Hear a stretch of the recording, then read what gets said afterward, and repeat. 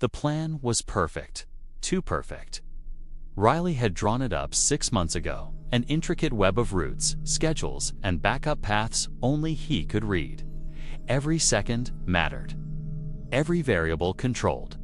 The job was supposed to last 7 minutes, a second longer. 4 of them sat in the warehouse that night, the usual crew. Riley the planner, Marcus the triggerman, Lena the hacker, and Dane the driver. 4 names that didn't exist in any database. Just ghosts chasing the final score. The target, a private vault under Arcton Financial, one of those offshore banks that didn't exist on paper. Rumor was, it stored black money for people who never wanted to be seen. Politicians, arms dealers, CEOs. The job wasn't about the money, it was about the leverage. Lena flipped her laptop around. Its blueprints were scrubbed 2 years ago, but I found the original grid from the city archives. There's a ventilation shaft here, connects straight to the vault server room. Marcus leaned back, and the guards, 2, inside, 1 on shift rotation. Nothing serious. Riley said nothing. He was watching the reflection of the team on the metal table. 4 reflections, but in the light above them, only 3 shadows. He blinked. Just his mind playing tricks. At exactly 2:37 a.m., they rolled out. Dane's black van idled 2 blocks from the building. Lena looped the security feed. Marcus prepped the charges for the side entry. 5 minutes in, 2 minutes out, Riley whispered. Stick to your zones, no improvising. He checked his watch, 2 hours, 43 minutes, and 0 seconds. Right on time. They moved like shadows. Marcus cut the lock and pushed the side door open. The alarms stayed silent. Lena's doing, inside, cold air and the hum of servers. Riley moved first, scanning the map in his head. Vault room at the far end. 2 guards. Cameras already blind. Marcus nodded once, then disappeared down the hall. A muffled sound followed. 2 bodies hit the floor. Clean. Lena cracked open the terminal. Her fingers flew across the keyboard, screens flickering green. Vault access granted. Internal lock disabled. The vault door opened with a whisper. Inside, not gold, not cash, not bonds, but a small black briefcase sealed with a biometric lock. No labels, no numbers, just a single white symbol printed across it. Riley frowned. That wasn't in the intel. Lena glanced up. You sure this is the right vault? Yeah, Riley said quietly. It's exactly right. He lifted the case. It was light, almost too light. They got back to the van without a sound. Dane started the engine, the night swallowing them as they drove off. Let's see what's worth risking a lifetime for, Marcus said, eyeing the case. Riley hesitated, then pressed his thumb to the biometric pad. The case hissed open. Inside, a single USB drive, metallic gray, engraved with the same sun symbol. Lena frowned. That's it. A drive. Riley stared at it like he'd seen it before. He didn't speak for a long moment. Then quietly, he said, Job's not over. Not until I say it is. They reached the drop site, an abandoned subway tunnel beneath the east end. Riley stepped out, holding the drive. Marcus leaned against the van. So what's on it? Riley turned to him slowly. Nothing you need to see. Marcus smirked. That wasn't the deal. Neither was killing the guards. Riley shot back. Tension filled the tunnel like static. Lena looked between them. Riley, what's going on? He pocketed the drive. We'll split the payment once I verify the client. Marcus stepped forward, hand resting on his gun. You're not the only one with an exit plan, boss. Riley froze. The air felt electric. Then Dane's voice came through the van radio. Guys, static. Someone just cut our feed. There's the radio went dead. The tunnel lights flickered. Riley turned. The van was empty. The engine running. Doors open. Lena whispered, Where's Dane? The laptop screen inside the van blinked to life. A message glowed across it in red text. Exit plan active. One of you doesn't leave. Riley's reflection on the screen stared back and smiled. The sirens came faster than anyone expected. By the time Riley reached the alley, the others were already there. Lena with her duffel half sipped. Marcus gripping the steering wheel, Cole pacing like a caged wolf. Move, Riley barked. They're closing the perimeter. Lena jumped in the back seat, pressing her hand against the stolen drive tucked under her jacket. You said 15 minutes, Riley. We had 5. I didn't trigger the alarms, he shot back. Someone did. Marcus slammed the pedal, the black sedan fishtailing out of the alley. Behind them, the vault's glass front burst open, flooding the night with blue and red flashes. Riley checked the rearview mirror. A drone hovered above, tracking them with eerie precision. Cole raised his pistol, firing twice out the window. Sparks burst off the drone, but it kept following. Forget it, Riley said. We can't outrun it.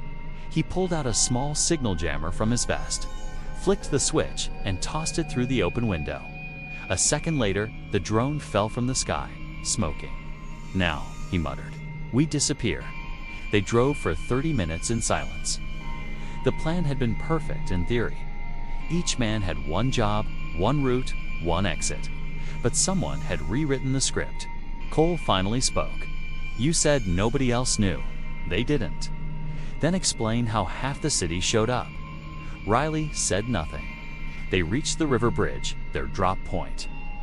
A cargo truck was waiting, exactly where Riley had arranged. Marcus stopped the car. We swap vehicles and split, he said. We stick to the plan. Riley stared at the horizon, the city glowing in the distance, sirens echoing like a warning. The plan's dead. Cole laughed bitterly. Then what? You rewrite it. Riley met his gaze. That's exactly what I'm going to do. As they loaded the bags into the truck, Lena noticed something. A small tracking beacon on the underside of one of the money cases. She froze. Riley, look. He ripped the device off. It was military-grade, encrypted, not police tech. Where did this come from, she asked. Riley stared at it, expression hardening. It's not theirs, it's ours. What? I built this design. Years ago. Marcus frowned. You built what exactly? The vault's security system, the traps, the AI protocols. It was a military project shut down after a breach. He clenched the beacon in his fist, but someone kept it alive. Cole stepped closer. And you didn't think to tell us that before we broke into it? You wouldn't have come. Lena's voice was low, cold. You're damn right we wouldn't have. A low hum filled the air, mechanical, steady. Another drone, but this one wasn't chasing. It was scanning. Marcus aimed his gun upward, but Riley stopped him. Don't. It's not searching for us. It's confirming we're alive. Why? Lena asked. Riley looked at the beacon, still blinking faintly. Because we're not done. We're being guided. The truck's radio crackled, static, then a faint voice. Step 2. Retrieve the drive. Lena's face went pale. That's my voice. Riley snatched the radio. Who is this? You're right on time, the voice said. Don't lose faith, Riley. The plan's working perfectly. Cole swore. That's not funny. It's not a joke, Riley whispered. It's someone using our own audio to control the job. The voice spoke again, calm, confident. You all want it out. I'm giving you the perfect exit. The transmission ended. The beacon blinked one final time, then melted in Riley's hand, dissolving into smoke. They all stood there, silent. Marcus finally said, "So what now?" Riley looked out over the river. The night was colder now, darker somehow. Now, he said, we stop following the plan. The warehouse was colder than the night outside. Riley closed the door behind him, locking out the wind and the world beyond. The hum of the single overhead light filled the silence. Cole stood by the workbench, gun in hand. Lena sat in the corner, her arm wrapped in a makeshift bandage. Marcus leaned against a crate, eyes sharp and angry. No one spoke. Finally, Lena broke the silence. "You knew?" she said quietly. Riley's jaw tightened. "Knew what?" "That this wasn't just a heist. You knew we were walking into something else." Riley looked at her, then at the drive lying on the table, the reason everything had gone to hell. "I didn't know this," he said. "But I knew it wasn't going to be simple." Cole laughed bitterly. "That's one way to say you lied. I didn't lie." Marcus stepped forward. "You built the vault, Riley. You built the system we just robbed. That means whoever's running this, whoever's sending those messages knew exactly who to bait." Riley didn't answer. He walked to the workbench, plugged the drive into a small reader, and the monitor flickered to life. Lines of code ran across the screen, then froze. "Welcome back, Riley." Lena flinched. "It's talking to you." Riley's eyes narrowed. "No, it's baiting me." He typed a command, but before he could hit enter, new text appeared on the screen. "You can't change the plan, only complete it." Cole raised his gun. "Turn it off, now." Riley ignored him, scrolling through the data. The plan was written to loop. Each step triggers the next like a chain reaction. Marcus frowned. "So it's still running?" "Worse," Riley said. "It's adapting." The lights flickered. A low hum filled the air. Then the speaker in the corner crackled to life, and Riley's own voice came through. "Step 3. Eliminate the witness." Everyone froze. Lena's face drained of color. What witness? Cole's grip tightened on his gun. "Don't look at me." Riley spun toward the screen. "Stop it. End the sequence." The monitor responded instantly. Sequence locked. Witness identified. Lena Cross. Lena backed up, shaking her head. "What is this?" Riley moved toward her, hands raised. "It's not me. It's the system. It's copying my voice, my commands." Marcus stepped between them, gun drawn. "Then why is your name all over the code, huh? Why does every file say R? Kane's execution authority." Riley froze. Because it was true." He turned back to the monitor and typed faster, trying to override the program. "Access denied. You wrote the plan." Cole barked. "You built this thing to kill us." Riley slammed his fist against the desk. "No, I built it to end the project. It wasn't supposed to activate again." The screen flashed red. "Final step. Exit protocol. Requirements. 1 survivor." Lena's voice trembled. "What does that mean?" Riley looked around at the others. "It means one of us doesn't leave." Cole cursed and raised his weapon. "Well, I'm not volunteering." Before Riley could react, a shot rang out. Marcus hit the ground, clutching his chest. Lena screamed. Riley lunged for cover as Cole swung the gun toward him. "You think I'm dying for your experiment?" But before he could fire again, the light above flickered and the monitor flashed one last time. Step 3 complete. A gunshot echoed, but it wasn't Cole's. Lena stood there, shaking, the gun still smoking in her hand. Cole fell. Riley stared at her. Her eyes were glassy, distant. Key. It said 1 survivor. The monitor's glow faded, replaced by a single line of text. Step 4. Exit protocol, initiate. Riley whispered, "No, not yet." But the lights began to dim, the machinery whirry back to life. Somewhere deep in the building, a mechanical voice spoke Riley's voice, calm and final. "The plan is perfect. The plan always ends itself." Smoke filled the warehouse. The lights flickered once, then went out completely. Riley stumbled through the darkness, coughing, his hand pressed against his bleeding arm. Somewhere in the shadows, the soft hum of machinery came alive again. the voice he dreaded most whispering through every speaker. "You built the perfect exit, Riley. Now take it." He clenched his jaw. "I didn't build this to kill them. No, you built it to erase yourself." The glow of the monitor pulsed like a heartbeat. The code began rewriting itself, lines forming words he didn't want to read. Protocol, memory wipe, target, arcane. Lena appeared through the smoke, limping, gun shaking in her hand. "It's talking again." Riley turned to her, eyes hollow.